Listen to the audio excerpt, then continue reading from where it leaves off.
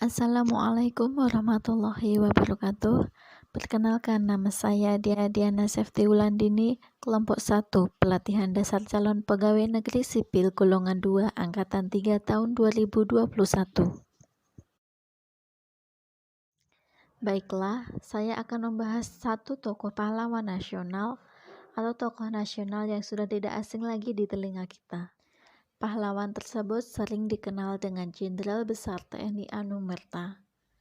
Yaps, betul sekali, Sudirman, Raden Sudirman.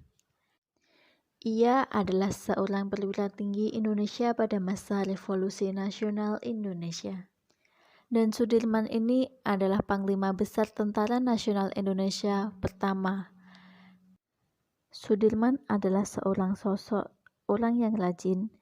Ia sangat aktif dalam kegiatan ekstrakurikuler, termasuk mengikuti program kepanduan yang dijalankan oleh organisasi Islam Muhammadiyah. Sosok pahlawan yang satu ini mempunyai jiwa kepemimpinan yang sangat tinggi, dengan dibuktikan dengan bekerja sebagai seorang guru, yang kemudian dia berjabat sebagai kepala sekolah. Beliau meninggal pada umur 34 tahun. Di Magelang pada tanggal 29 Januari 1950. Sebelumnya penyakit TBC yang diidapnya kambuh, kemudian ia pensiun dan pindah ke Magelang. Sudirman wafat kurang lebih 1 bulan setelah Belanda mengakui kemerdekaan Indonesia. Ia dimakamkan di Taman Makam Pahlawan Semaki, Yogyakarta.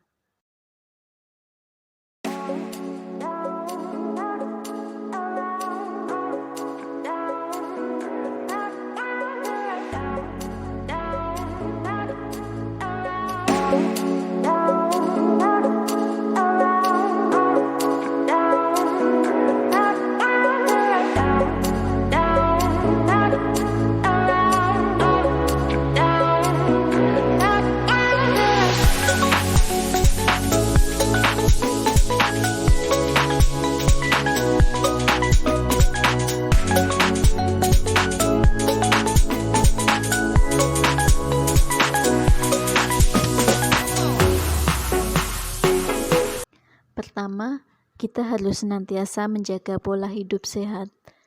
Misalnya dengan sarapan pagi, minum air putih yang cukup, dan jangan lupa berolahraga.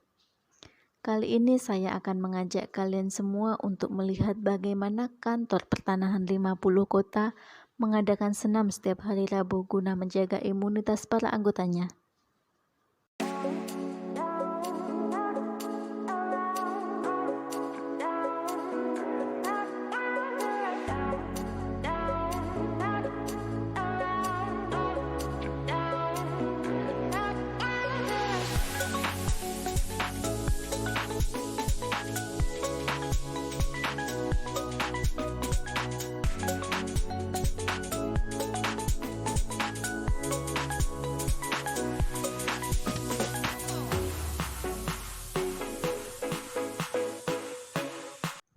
Yang kedua, untuk menjadikan ASN yang unggul dan berintegritas, kita wajib melaksanakan apel setiap hari untuk mencerminkan sikap keteladanan dan rasa tanggung jawab kita terhadap tugas kita masing-masing.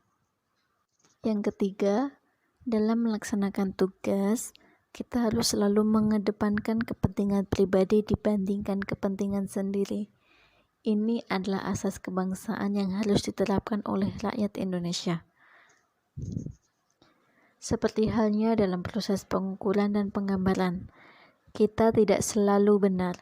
Terkadang kita juga harus adanya koreksi antar sesama anggota petugas ukur dan petugas pemetaan, sehingga dapat terjalinnya hubungan musyawarah mufakat yang baik antar sesama anggota.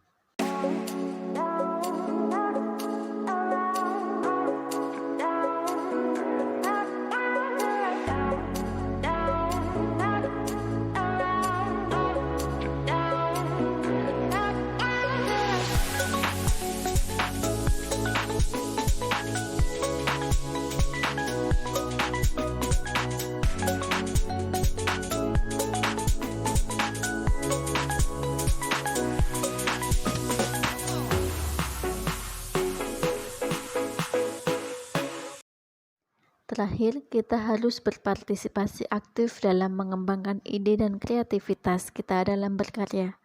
Seperti halnya ikut serta dalam acara-acara kantor dengan tujuan agar tercapai target kinerja kantor, sehingga semakin baik pelayanan dari kantor, semakin puas juga masyarakat.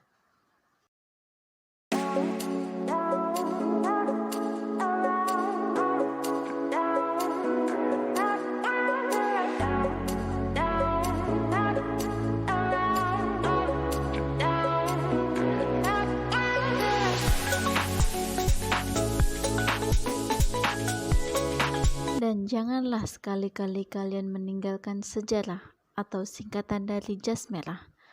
Itu adalah semboyan yang terkenal yang diucapkan oleh Soekarno dalam pidato yang terakhir pada hari ulang tahun Republik Indonesia pada tanggal 17 Agustus 1966.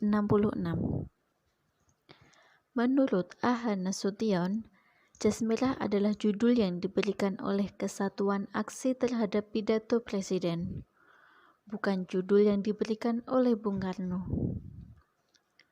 Presiden memberi judul pidato itu dengan Karno mempertahankan garis politik yang berlaku. Jangan sekali-kali meninggalkan sejarah. Dalam pidato itu, Presiden menyebutkan antara lain bahwa kita menghadapi tahun yang gawat, perang saudara, dan seterusnya. Disebutkan pula bahwa MPRS belumlah berposisi sebagai MPR menurut UUD 1945. Posisi MPRS sebenarnya nanti setelah MPR hasil pemilu terbentuk.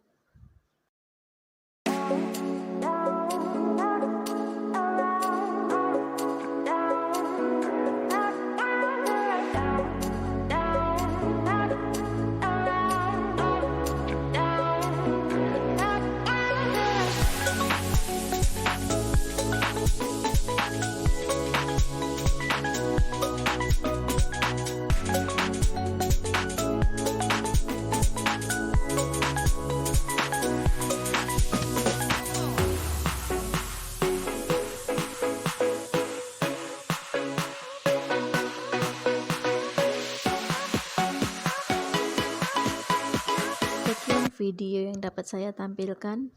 Semoga video ini dapat menambah wawasan kebangsaan kita semua.